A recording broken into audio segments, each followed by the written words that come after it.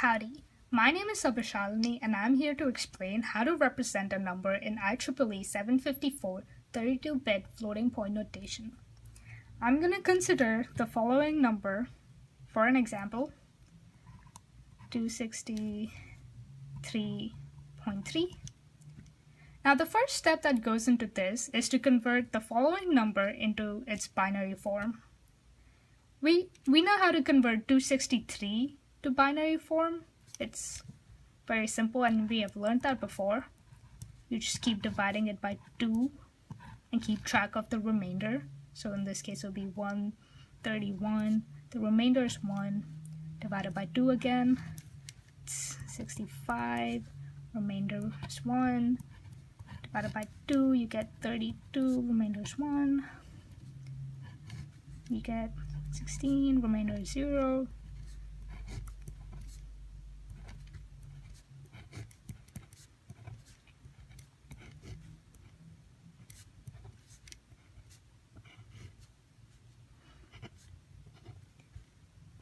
This is the last step where you get a 0 in this column, and this is where it stops.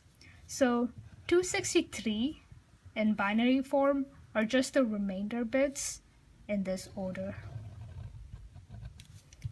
So 263 in binary form is 1 0 0 0 0 0 1 1 1.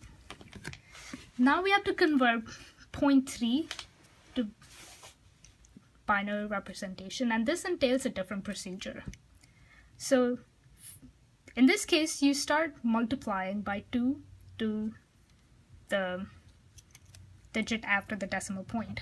So 0.3 you multiply by 2, you get 0.6. Now you have to keep track of the digit that precedes the decimal point in this column. So in this case it's 0. So keep track of the 0. Now take this over the next step, that's 0.6 times 2, and you get 1.2. Keep track of this digit, that is 1. Instead of doing 1.2 times 2 for the next step, you just take the digit that follows the decimal point along with the decimal point. So that would be 0.2 times 2, and you get 0.4, this digit 0, then 0.4 times 2, you get 0.8, keep track of this digit, that's 0, and then 0.8 times 2 gives you 1.6, keep track of this digit, that's 1, so doing 1.6 times 2, it will be 0.6 times 2, and it will be 1.2, keep track of this digit, 1. Now you can observe that this step is essentially this step. So you know after 0.6 you would again follow with these steps and then it would loop again. So instead of doing everything in writing, you can just assume it's going to go back to that step, and so this column would be 0 0 1 1 goes back again, so it'd be 0 0 1 1, so forth. So 0.3 in binary representation would be 0 1 0 0 1 1 0 0 1 1 0 0 1 1, so forth. So the first step was for us to represent 263.3 in binary form, and that is 1 0 0 0 0 0 1 1 1 point 0 1 0 0 1 1 0 0 1 1, so forth. Now the second step would be to represent the binary form in scientific notation. So in this case, you need to shift the decimal point to the left till it reaches this point. So we will be shifting it 1, 2, 3, 4, 5, 6, 7, 8 times. So for each shift to the left, you need to multiply the number by 2. We're shifting it 8 times to the left. So in this case, we would be multiplying it by 2 8 times, that is 2 to the 8. So in writing, that would be 1.0000001110100110011, so forth, times 2 to the 8th. This is the scientific form.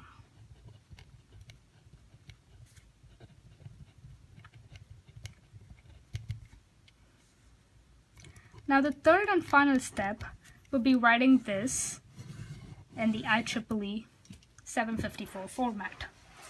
So the format suggests that the first bit should be the sign bit. So let me just write it in X's to make it clear.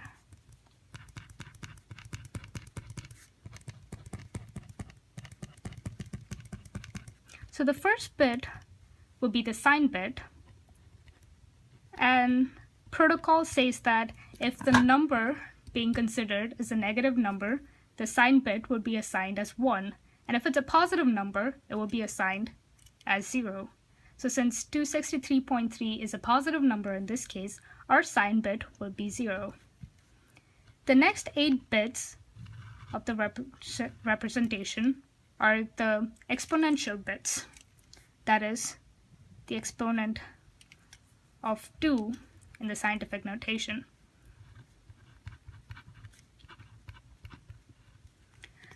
Now we need to take care of the bias because in the 754 representation, the exponents has to cover negative and positive numbers, and so they have given a certain number as the bias value, and the exponent bias for a single precision number is 127. So if you have a negative number here, you subtract it from the bias, and since this is a positive number, you add to the bias. So our exponent bits in this case would be 127 plus 8, and that is 135. Yep.